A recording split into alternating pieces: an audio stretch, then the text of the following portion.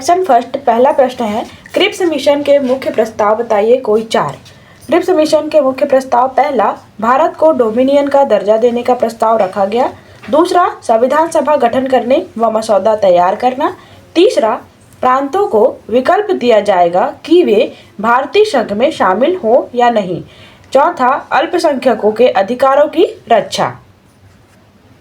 लिखित व अलिखित संविधान से आप क्या समझते हैं? लिखित संविधान एक ऐसा लिखित दस्तावेज होता है जिसमें सरकार के मूल सिद्धांत, शक्तियों का विभाजन और नागरिकों के अधिकार परिभाषित, जबकि अलिखित संविधान रीति रिवाज, परंपराओं और न्यायिक निर्णयों पर आधारित होता है, जिसमें शासन के सिद्धांत व नियम स्पष्ट रूप से नहीं लिखे होते। तीसरा प्रश्न है, संसदीय शासन की मुख्य विशेषताओं को बताइए। संसदीय शासन की मुख्य विशेषताओं में मंत्रिपरिषद की सामूहिक जिम्मेदारी, प्रधानमंत्री की अध्यक्षता, संसद की सर्वोच्चता और कार्यपालिका की जवाबदेही शामिल है।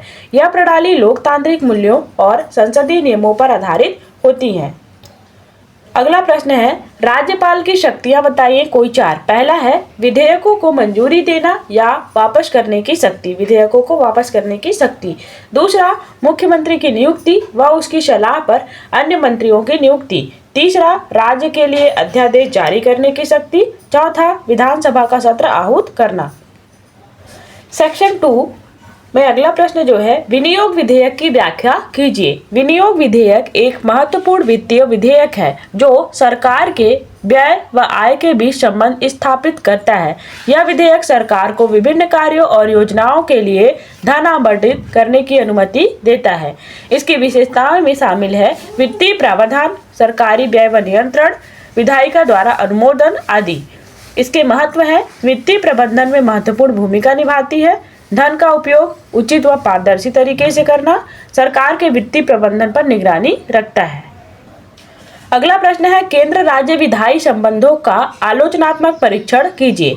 केंद्र राज्य संबंधों का आलोचनात्मक परीक्षण करने से पता चलता है कि भारत में संघीय व्यवस्था के अंतर्गत केंद्र और राज्यों के मध्य शक्तियों का विभाजन किया गया है। यह विभाजन विधायी, प्रशासनिक और वित्तीय संबंधों में देखा जा सकता है। पहला है विधायी संबंध। भारतीय संविधान के भाग 11 में आर्टिकल 245 से 255 में सम्मिलित है विधायी संबंध। केंद्र व राज्य के मध्य विधायी शक्तियों का विभाजन 3 सूचियों के माध्यम, संघ सूची, राज्य सूची व समवर्ती सूची के माध्यम से किया गया है। दूसरा है वित्तीय संबंध।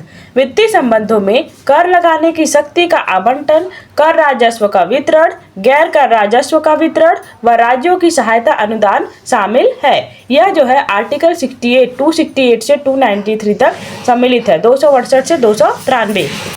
अगला है प्रशासनिक संबंध। इसमें कार्यकारी शक्तियों का विवरण, राज्यों और केंद्रों का दायित्व और एकीकृत न्याय प्रणाली शामिल है। यह जो है आर्टिकल 256 से 263 तक सम्मिलित है।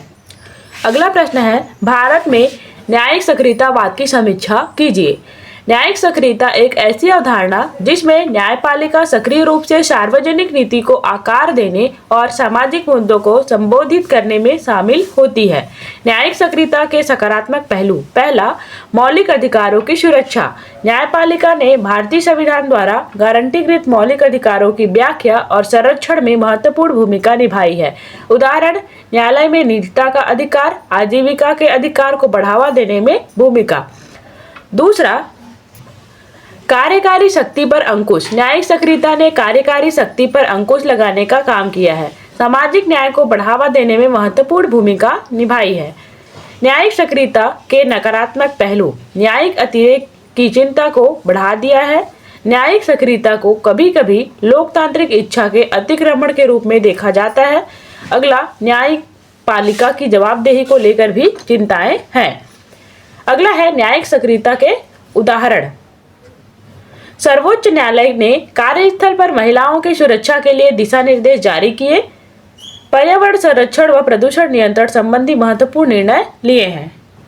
अगला है नीति आयोग के संगठन एवं उद्देश्य की व्याख्या कीजिए। नीति आयोग भारत सरकार की एक प्रमुख नीति निर्धारण संस्था है। इसका उद्देश्य देश के सतत और समावेशी विकास को बढ़ावा देना है। स्थापना जो है 1 जनवरी 2015 को योजना आयोग के स्थान पर की गई थी। नीति आयोग के उद्देश्यों की यदि हम बात करें, पहला, भारत के सतत और समावेशी विकास को बढ़ावा देना, जिसमें आर्थिक, सामाजिक और पर्यावरणीय पहलुओं को शामिल किया गया है। दूसरा, नीति निर्माण और कार्यान्वयन में सुधार करना, जिससे देश के विकास को गति मिल सके। तीसरा, नीति आयोग का उद्देश्य राज्यों को सहयोग करना, जिससे राज्यों की विकास योजनाओं को समर्थन मिल सके। चौथा, ज्ञान व अनुसंधान को बढ़ावा देना। नीति आयोग के संगठन में शामिल होते हैं अध्यक्ष के रूप में प्रधानमंत्री, उपाध्यक्ष, पूर्वकालिक पदाधिकारी, सदस्य में विभिन्न क्षेत्रों के विशेषज्ञ। चौथा, कार्यालय नई दिल्ली में स्थित है। नीति आयोग के कार्य: नीति निर्माण में महत्वपूर्ण भूमिका निभाना, विकास योजनाओं को समर्थन करता है, ज्ञान और अनुसंधान को बढ़ावा देता है, राज्यों के साथ सहयोग करता है, जिससे राज्यों की विकास योजनाओं को समर्थन मिल सके।